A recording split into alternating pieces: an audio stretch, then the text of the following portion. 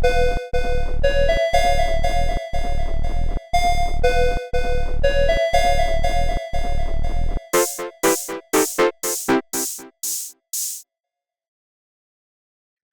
this is Gib, and today we're playing Amerzone, the Explorer's Legacy for the PlayStation. It's something, an adventure game or something, I think. Let's have a look.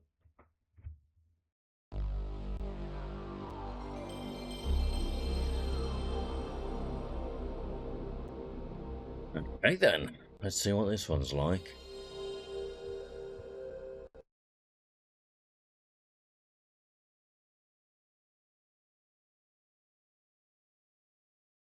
Amerzone.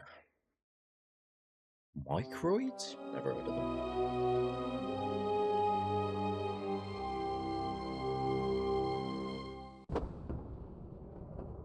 Benoit. Something. Oh, okay. That was a very short intro. New game.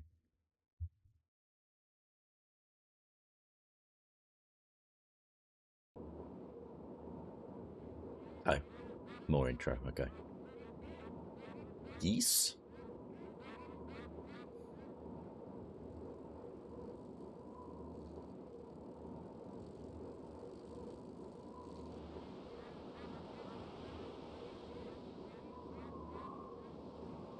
Guy on a bike?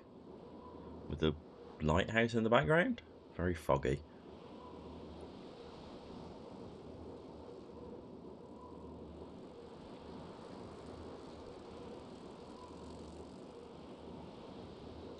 You're the journalist, aren't you?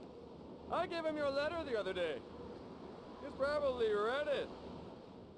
He received another letter this morning. I put it in his mailbox. It was a letter from the museum. Letters from the museum? They always mean trouble. Maybe you could take it to him. He has trouble moving around, you know. He's an old man. Well, you see what I mean. The folds on that fabric. See a doctor. Well, that's what I think. Very detailed. Oh no. Is this Myst?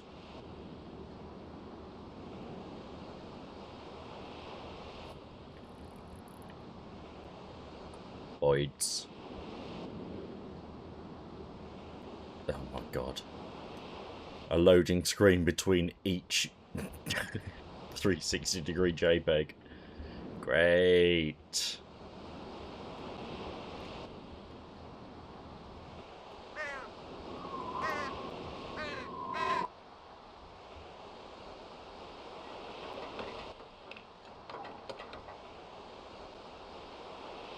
$180. 0 degrees.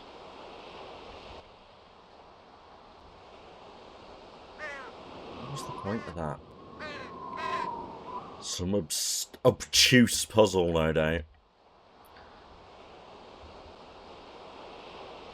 I think I do have CD load time turned off, don't I? Emulation hacks.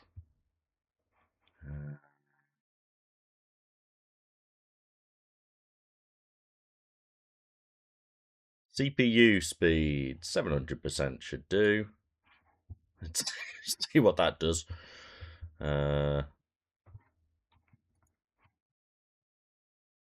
CD access synchronous. Why is that unnative? Free cache.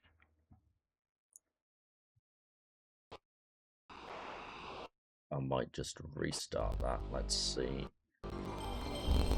Yeah. See if that improves the loading between scenes. So that's going to get old real fast.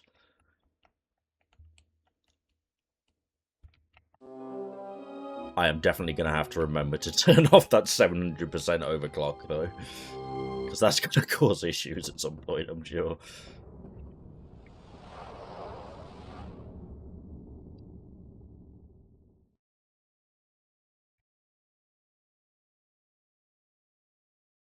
Is that already causing issues? It might be. Oh, you can't skip it. Okay.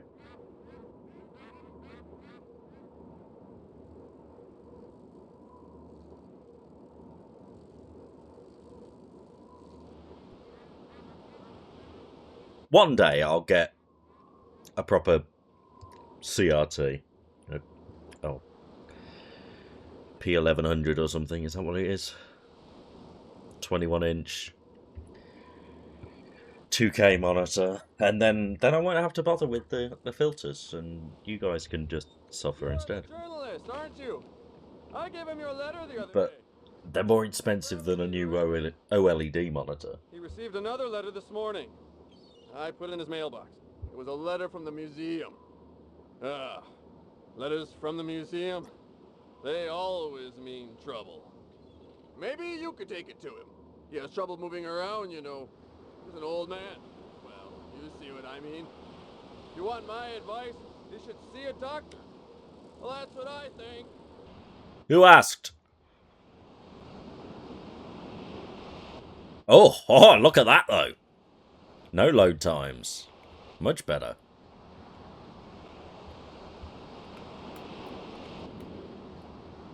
Well, kind of. No loading symbol, at least. I'll take the letter. Do I have an inventory or anything? Oh, I do. Okay. Muséum d'Histoire Naturelle, Jardin des Plantes, Paris.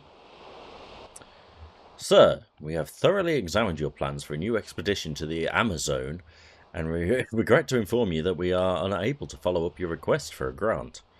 First, the present economic situation does not permit us to finance such a risky exploration. Second, my colleagues and I are of the opinion that, unfortunately, you still have not abandoned that empirical fallacy which formerly was at the root of the dispute between you and the museum. This venerable institution, which I now have the honour of representing, still recalls that bitter disappointment and mockery in the scientific world in consequence to the findings of your first expedition in 1936, which, at the outset, we were weak enough to support. Like my honourable predecessors did back then, I would like to warn you against the dangers of an undertaking in which adventurous fantasies supplant strict scientific rigour. Edouard Mulot, curator. There's no date on this. I should have been doing that in an atrocious French accent, but never mind. Exit. Oh god, how do I get out? Nah, like that. Okay. What do the shoulder buttons do? Nothing that I can see. Okay. No!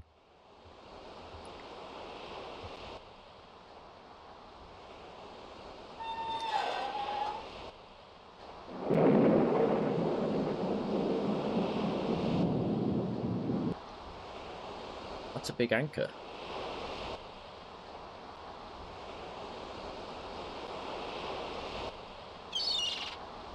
Seagulls, shite hogs.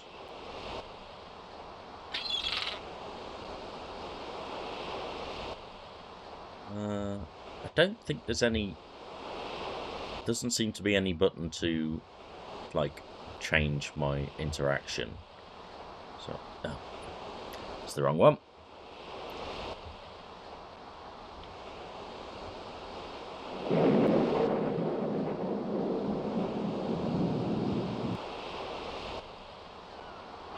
That's the seagulls.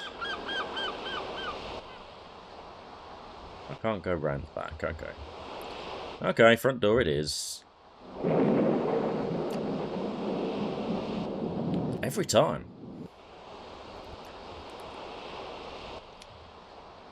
Just thunder every. Oh no. Loading. That shouldn't be happening.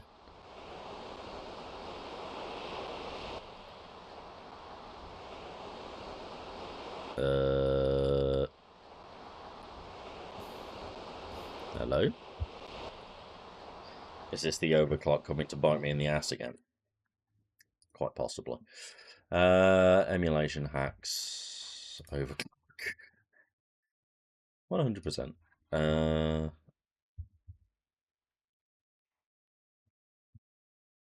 General has little effect. Well, we won't touch that one. Right, let's restart, load.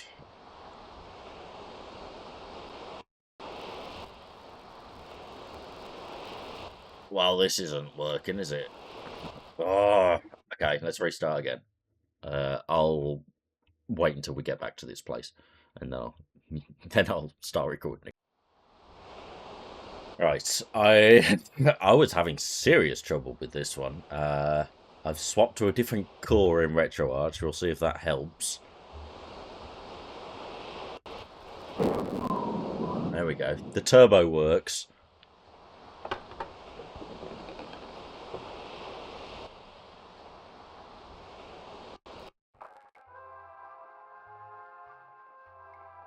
Okay, what we got? A bicycle.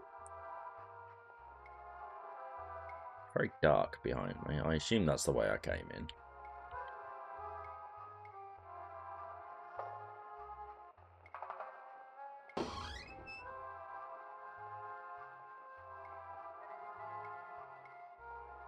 I mean, I don't really want to be in the basement.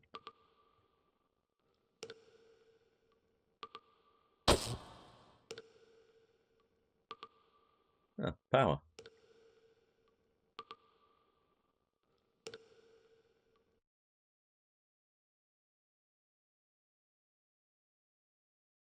Is that going to be power up here as well? No.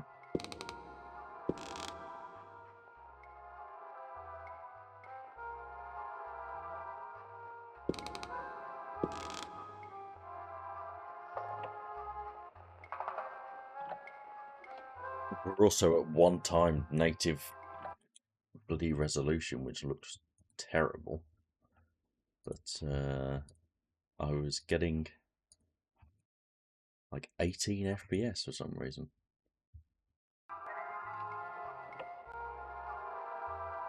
Okay. Well, we're at 50 FPS anyway because it's European. So, is there anything?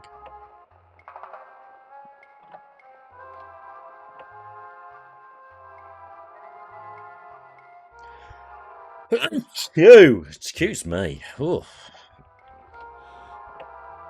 Oh, there's an old dude there. I didn't even see him.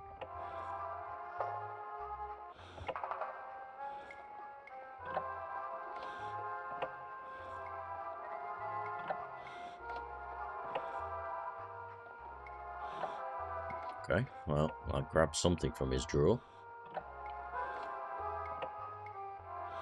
No, don't want to. Oh, I saw something. Ah, there we go.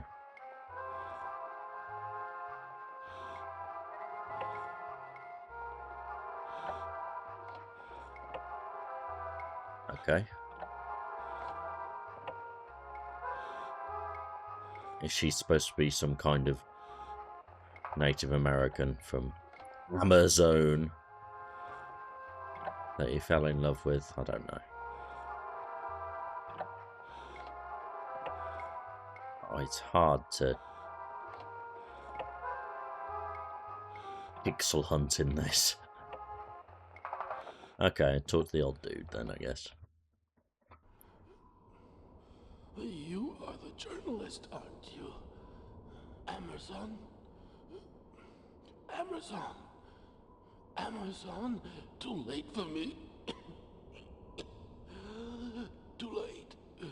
It's over for me. He looks like Rizzo the Rat. No longer in good health, my friend.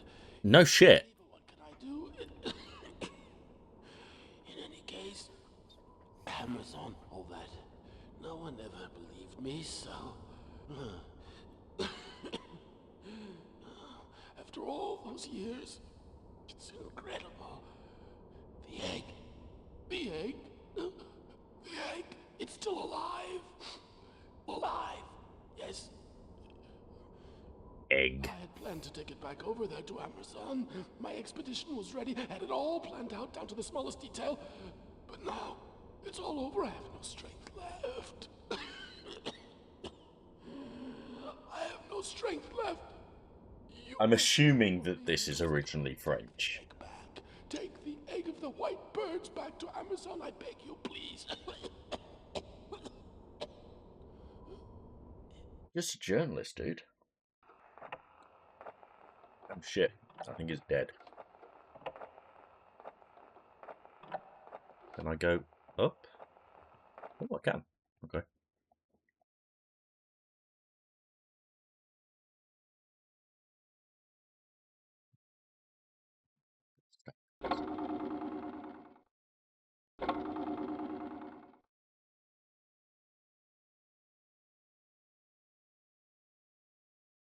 Slideshow.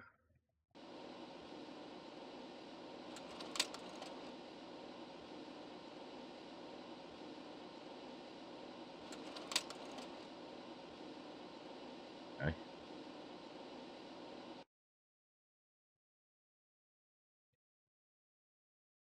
That same woman.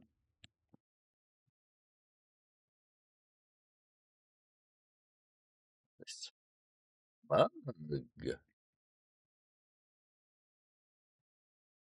Cephadus hobilius. Okay.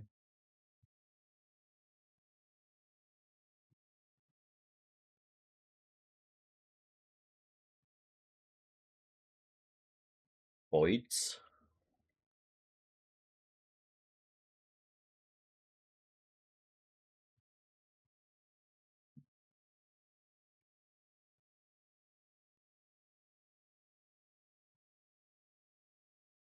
Two ways up. Possibly. Want to go up the ladder?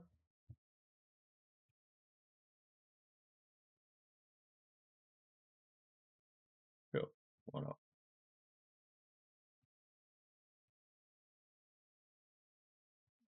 Mezzanine.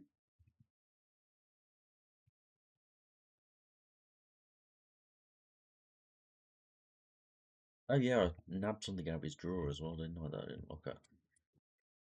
Yeah, well, please.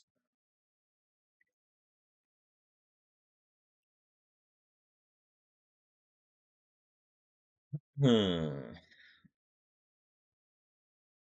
Mission in Puebla, April 12th, 1998. Okay.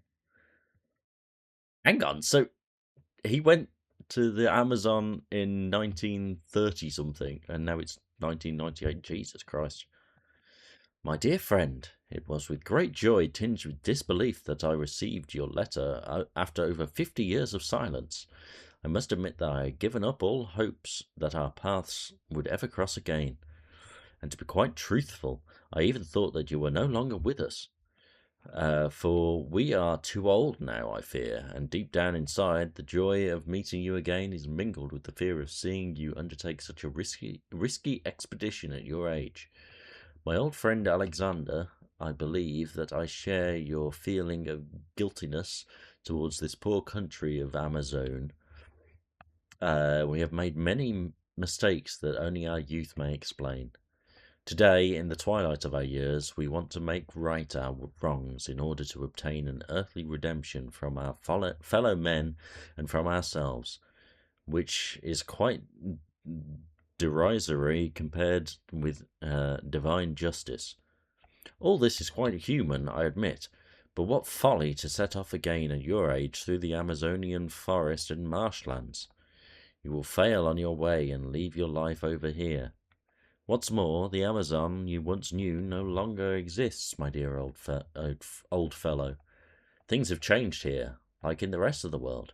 You speak to me of white birds, but I have come to believe that they no longer fly, but in the many heady fumes of intoxication of the few denatured Indians that were spared by the inexorable march towards progress. You may think that I am very bitter, Alexander, but if you saw the sad state that country is now in, as if it is called down by a curse, Should you persist, however, in your determination to return to Amazon and stop over at our mission in Puebla, as you have planned it, note that you will not find the companion and adventures of your youth, but a poor toothless old man who will nonetheless be delighted to receive you under his roof. Then, like two ghosts, we will go and sit on the river bank to watch the sunset on our lives. May God protect you, David Makowski. Okay. Back.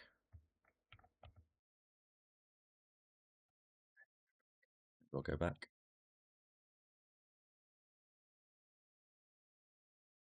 Back, please. Done.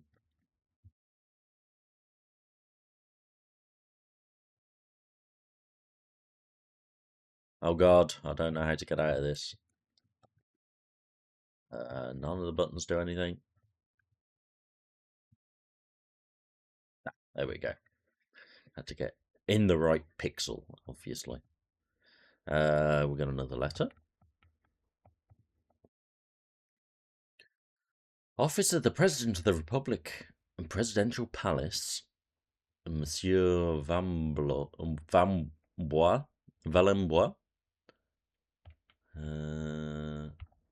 September 7th, 1998. Dear Sir, I convey to you the heartiest greetings of President Alvarez, who is ill and cannot personally reply to your letter. Naturally, it is with heartfelt emotions that he remembers the adventures you both shared during the 30s upon his return to this country. You will understand, however, that the laws of our country have to be the same for everyone, and the bonds of friendship that you might have had with our supreme guide do not entitle you to preferential treatment. I therefore regret to inform you that I cannot process your application for a visa for Amazon. It is our desire that our country cease to be a land of scientific expeditions that might lend some credence, in whatever form, to the existence of those white birds. This Indian mythology, like all others similar to it, for that matter, contributes towards maintaining our native fellow citizens in a mindset that is incompatible with the forced marches that our country has undertaken towards progress and modernity. We trust that you will understand our position and thank you. Colonel Garcello, attached to the office of the President. Okay. And one more. My dear friend, I am an old man in the twilight of his years. I now know that I will never have the strength to set off to the Amazon again. My only remaining hope resides in convincing you to go in my stead, to make amends for the wrong I have done to that country over 50 years ago. It was in 1929 at the university where I was finishing my studies in natural sciences that I first heard of the Amazon. I befriended a young law student from the country. His name was Antonio Alvarez, and he was later to become the despotic leader that we know today. At that time, he was just a young law student, full of ideals. He spoke with such fervour about his wild and unknown country that soon I had just one idea on my mind: to set off for the Amazon, explore its vast untouched regions, meet the strange Indians, and discover the incredible exotic plants and animals. In the spring of 1932, those gentlemen from the museum officially sent me on a discovery expedition to the Amazon to make an initial inventory of its fauna and flora. Despite my young age and inexperience, I gained their confidence, and Antonio Alvarez suggested going with me as my guide and interpreter until we got to the last frontier of civilization in his country. I accepted his offer with a willing heart. A second companion was to join me, the Reverend Father David Makowski, a young missionary from L'Espagne de Jesus, who shared my fascination with the Amazon and was burning with desire to evangelize the inhabitants of those regions forgotten by the Creator. We set off before one morning in June 1932, on board the Hydrofloat, a revolutionary invention of mine which, according to my plans, was designed to meet all the needs of a modern scientific exploration. I had spent a good part of the museum funds as well as a meagre family inheritance to build it. Unfortunately, this first prototype had several imperfections. The mechanics failed us on the way, and it was only a miracle that brought us to the shores of the Amazon. For some weeks, the three of us travelled to Puebla, a fort village upstream the delta on the Amazon River. It was there, from the mouth of an old, drunken, and erudite Indian, that I first heard of the great white birds. I was greatly fascinated by what he told me, and the following day, ignoring the warnings of my companions and driven by the demons of vainglorious scientific discovery, I set off towards the unknown with the old Indian as my guide. If, from time immemorial, the myth of the white birds has existed in the minds of the Indian civilizations that populate the banks of the Amazon River, proof of their existence is still unconfirmed today. It is due to the narrow-minded obscurantists at the museum who refuse to believe in my discoveries. I must admit, however, in their defence, that the way of life of those magnificent kings of the skies is hardly credible. The white birds are inextricably bound to the imposing volcano that rises above the fringes of the Amazonian jungle. They are the majestic birds of the sky. Their immense wings keep growing during their lifetime, and they do not have any legs. In any case, they would have no use for them, since they spend all their time in the air. They glide interminably on the rising currents created by the crater's heat, and they feed on the clouds of insects that come out each night from the marshy swamps at the foot of the volcano. They seem to have the debonair, carefree intelligence of the dolphin, although this faculty is difficult to quantify. Every 3 years, one of the females of the colony deposits, on the edge of the crater, one single egg, which apparently contains all the generation of white birds, which shows how uncertain the survival of the species is. How does it lay an egg when it has no legs? But, as if that were not enough, the embryos of the eggs apparently undergo a brutal chromosomal alteration due to, I suspect, the noxious gases that escape the volcano. Were it to be left alone, the egg would give birth to small black-winged creatures that would not live very long, and this is where the Ovo-Vol'aho people come in. They are an indigenous tribe, descendants of the ancient and very famous civilization that worshipped the white birds. These Indians have passed on from generation to generation, and for thousands of years, a unique knowledge that enables their priests to perform a kind of reverse genetic mutation that cancels the negative effects of the volcanic gas. Were it not for these Indians, the white birds would have ceased to exist a long time ago. There's a lot of reading in this one, isn't there? To confirm, in a scientific manner, the existence of such an animal that had been living in symbiosis from time immemorial with an Indian civilization of geneticists was, I will concede, a formidable challenge for a young and ambitious ethnologist in the early 30s. It was for me an extraordinary journey, during which I was spared neither fear nor doubt, fatigue nor hardships. But filled with wonder, I went from one discovery to the next. Sumptuous landscapes, strange vegetation populated with unknown animals. I admit that I was driven with a feverish and methodical scientific exultation, and it was in this frame of mind that after a month of travelling I reached the falls of the Amazon.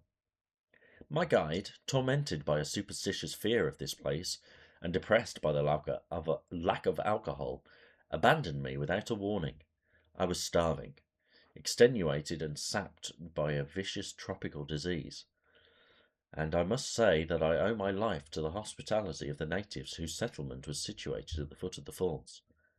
They were a proud people, deprived of that fearful deference that explorers normally find in those primitive people who have never seen a white man.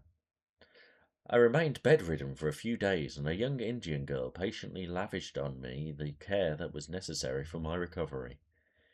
3 times a day her supple silhouette would stand out against the light of my hut door. She would kneel down beside my mat, gently raise my head to give me some strange medicine to drink. She would then pierce my feverish eyes with her wide dark gaze and suddenly laugh like a child, her long brown hair sweeping my face like the caress of a light wind. Yeah, it's definitely French. French colonialism. Oh my god. Another page after this as well. I need to drink one sec. Oh. I regained my strength rapidly, but my nurse did not give up the care that she had grown accustomed to lavishing on me. To tell the truth, we never left each other after that. Her name was Yeku-Mani. I loved her, and she loved me, and the months that followed were the most beautiful of my long life. We spent long hours bathing and fishing under the river falls, and when the heat of the day was at its height, we would slide into the intimate, thick foliage of the river bank away from the mocking glances of the rest of the tribe, and regard our relationship with favourable consideration. The museum, my work, all that was quite far from my mind, and in the arms of Yekomani, the only existence I could imagine from then on was the simple and natural life of the Indians of the Amazon. Yet a strange event would put an end to that sweet bliss into which we were plunged. One morning, while we were still sleeping, a young Indian boy that I did not know arrived in the village. He was welcomed with cries of joy and great displays of affection. Yekomani signalled to me to get up and to watch what was happening through the branch walls of our hut. The young boy, I recall, had a very serious look on his face. He was carrying a big canvas bag fastened to his shoulder with leather straps. Walled in by a sort of hedge of honour formed by the entire tribe, he solemnly made his way towards the village priest and lay his heavy load at the latter's feet. The venerable old man untied the straps and removed an enormous egg.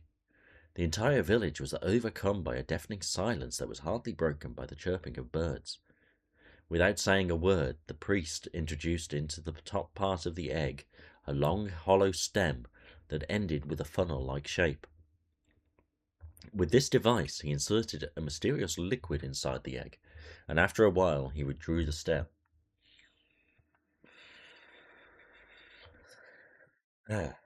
White wisps of smoke were now coming out of the opening of the shell. The old man then proceeded to close the gap with a kind of white clay. Then, placing one hand on the side of the egg and raising the other towards the sky, he addressed the young boy with the following words: "Volaho, ovo, volaho." The egg was then placed inside the canvas bag, and, after having had some rest and something to eat, the Indian boy and his mysterious load set off again towards the marshlands that stretch upstream of the falls. I was tremendously intrigued. You may well imagine by the ceremony that had taken place right before my eyes, and, without a moment's hesitation, I questioned my young companion about the meaning of all this. At first, she was very reluctant to answer my questions, but eventually, no doubt weary of my insistence, she pointed to the totem sitting imposingly over the village. At the end of the mast there were some big wooden birds with open wings that seemed to glide over the village. "Ovo, voaho, ovo," she simply said. "The white birds." The fever of my illness, compounded to that of love, and had eclipsed my faculties of scientific observation, but then and there it suddenly came to me. These Indians were the descendants of the legendary Ovo-Volaho tribe, and what I had just seen in the hands of the priest was the egg of the white birds. I was like a madman. I gathered all of my luggage and waited until night to sneak away from my hosts. I wanted that egg. As proof that the white birds really did exist, I wanted that egg more than anything in the world. To take it back to Europe, to see it exhibited in the main hall of the museum, to obtain a chair at the university. All the demons of ambition had irredeemably besieged my mind once more. Oh my god. I've been reading for over 5 minutes. Naturally, leaving Yekomani behind broke my heart. When we bid farewell, by the look of her face, I sensed how greatly confused she was. For a young Indian boy, going off in search of the white bird's egg was a sort of perilous rite of initiation, which, if he passed, would enable him to enter into adulthood, and, if the case arises, marry the one he loves. Yakamani thought that it was for her that I was about to undertake the perilous journey towards the sanctuary of the white birds, and that I would bring back the sacred egg for her. We made love all night, and at dawn I set off, never to see her again. It would take me too long to tell you about the long journey towards the white birds. Suffice to say that the adventurer who attempts it should have remarkable physical and moral courage, and that, should you lack moral strength, you still have time to backtrack and try, if possible, to forget about the Amazon. But believe me, my friend, up there, among the clouds, on top of the sacred volcanoes of the Amazon, the burning fumes of the craters, glide continually the most majestic and noble of all living beings that I have ever known in my long life. And I, Alexander Valembois, have committed an abominable act of treachery. I stole that only egg and took it back to Europe, only to appease a despicable personal ambition. I have put in danger the very existence of a truly exceptional living species, and I betrayed the trust of a young Indian girl who, I know now, was the only love of my life. I returned to Paris in the autumn of 1934. At the museum, no one believed my stories about the white birds. They declared that the egg I took was, without a doubt, a big ostrich egg, and that I was only a fake, unworthy of their trust. I became the laughingstock of the scientific community, and my career was irreparably broken. After the war, I obtained with great difficulty the post of a natural history teacher in a modest high school. People no longer talked about the Amazon, which, under the dictatorship of Antonio Alvarez, my friend who had changed a great deal, has isolated itself from the rest of the world. Even I myself tried to forget about that country forever, but I could not. The white birds continue to soar over my head, and Yakamani's laughter still resounds in the course of my dreams. It has been 10 years now since the museum has sorted out its dusty collection and, on that occasion, sent me the egg of the white birds. It miraculously remained intact, not having suffered from the ravages of time. Driven by an inexplicable impulsion, I sounded it with a stethoscope, almost fell over backwards. Slow, continuous heartbeats. The egg was still alive. Since that day, I've had only one thing on my mind: make right the wrong I have done, and take the egg back there to the Amazon, back to the summit of the volcano where it should have never left. In the meantime, I have put it in a safe place where it will have fresh, constant temperature, and is proprietous to its lethargy. Today, everything is in place. I have developed a new hydrofloat that is specially designed for an expedition into the heart of the Amazon. I have carried out all the necessary checks and calculations and have corrected all the imperfections. But, as I have already told you, I am now an old man, and no longer have the strength to undertake such a journey. So it is up to you, you who seem to be interested in this country. It is you that I am asking to take my place. Go to the Amazon and take back the egg, I beg you. Good luck, my friend, and may God protect you. Alexander Valembois. Jesus Christ. 10 minutes. 10 minutes I was reading. It's that kind of game, to be fair. There's obviously a deep narrative story, which is fine by me. But we're not going to get very okay, can we go up the spiral staircase? I need to find the egg somewhere, presumably. Yeah, I've been here.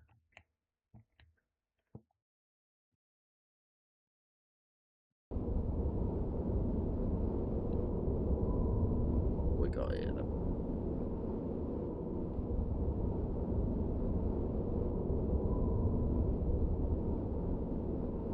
What's this thing? Oh, a TV. Amerzone es un país joven y el pueblo de la Amerzona está vivos.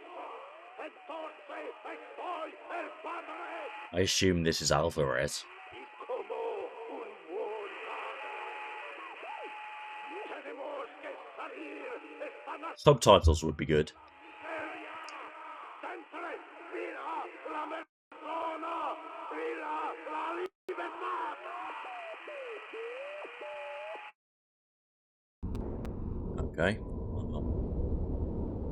That wasn't very enlightening.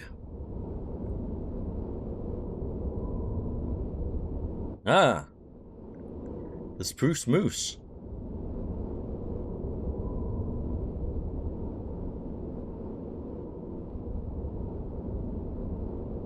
Okay. Now what? Oh, a door.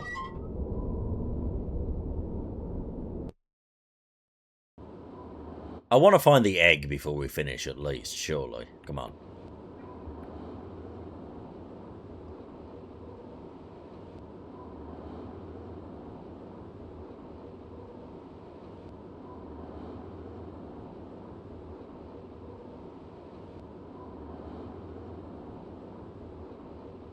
I can see seams in the world.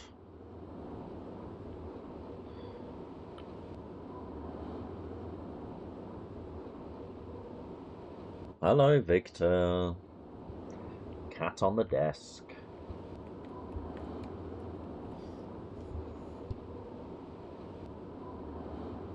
It's got to be in here, surely.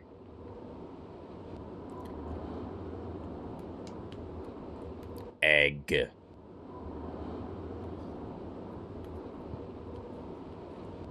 No?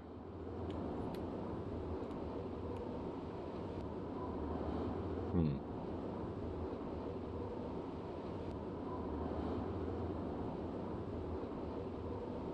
Oh, God.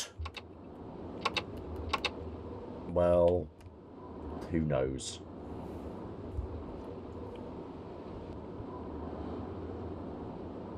That don't work.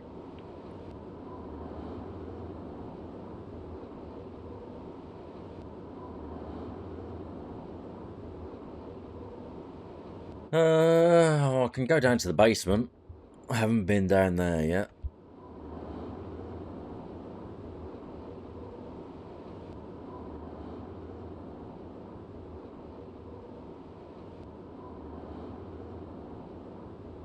What is this? Some kind of winch.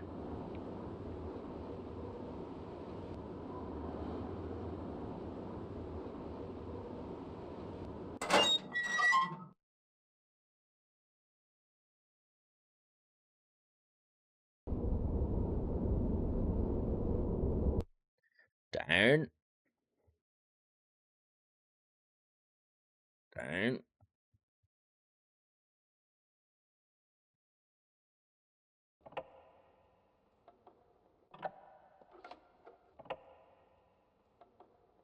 Dead.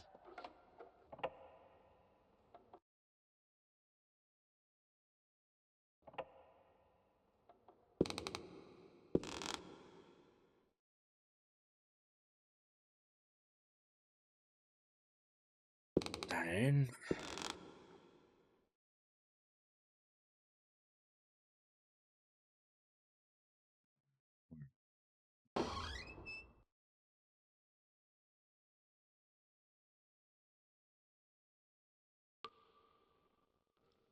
Okay, lights are on.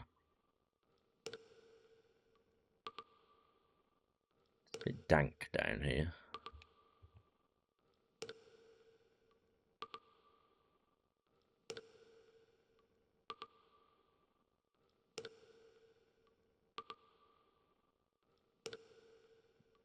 That drip is boring into my mind.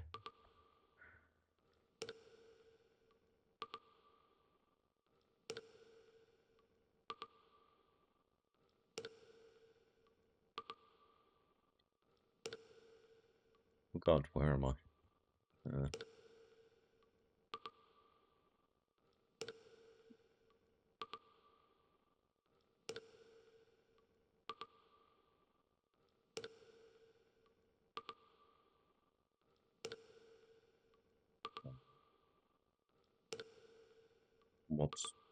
What does that symbol mean?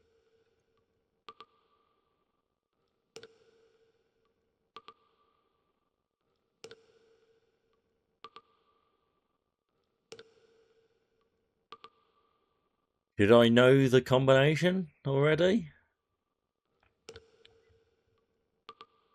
Another path here. Oh, hello. Cigarettes.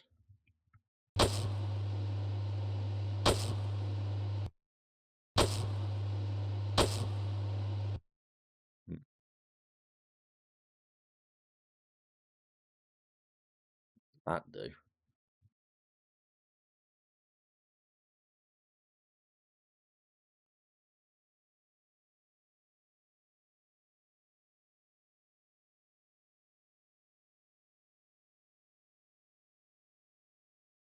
Okay.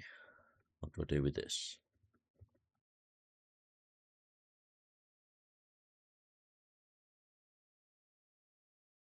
So I can drag things out, can I?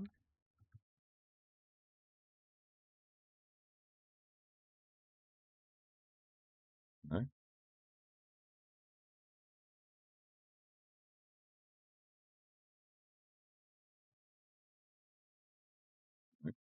Do anything?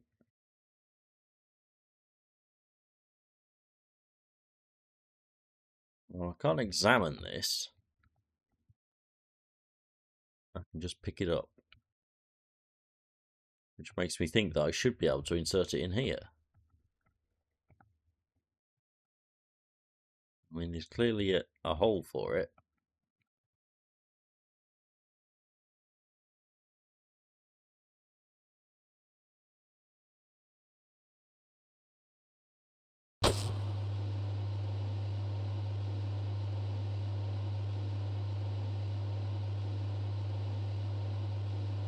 No? Okay.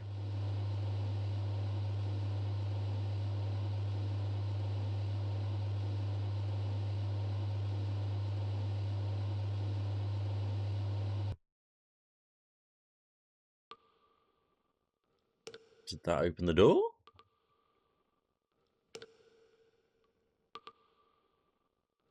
Doesn't look like it. Nope. Okay. Well, I don't know what else I'm supposed to do. My throat hurts.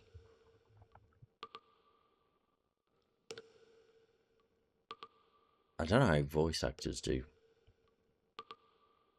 long readings or how people narrate audiobooks, man.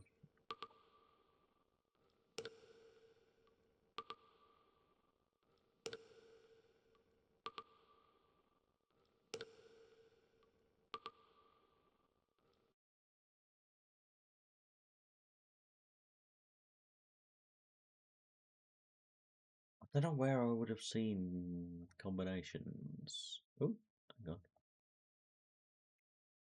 Hello. I've got a sledgehammer. What can I do with that?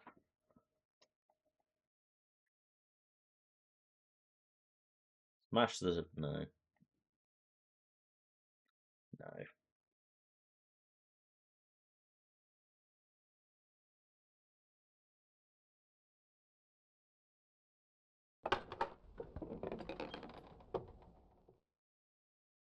Well, I don't know what else to do here. I could look up a walkthrough, but I'm not gonna. I'm gonna put the turbo on.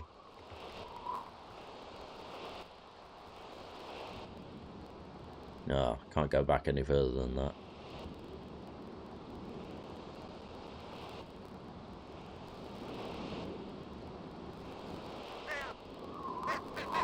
Can I smash that?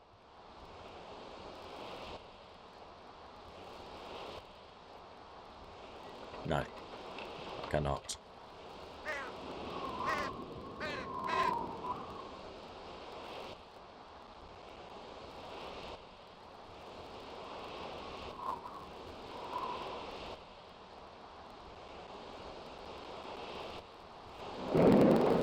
I don't think there's anything else for me to do here that I can be bothered to figure out anyway. Let's call it there and see what we've got next time.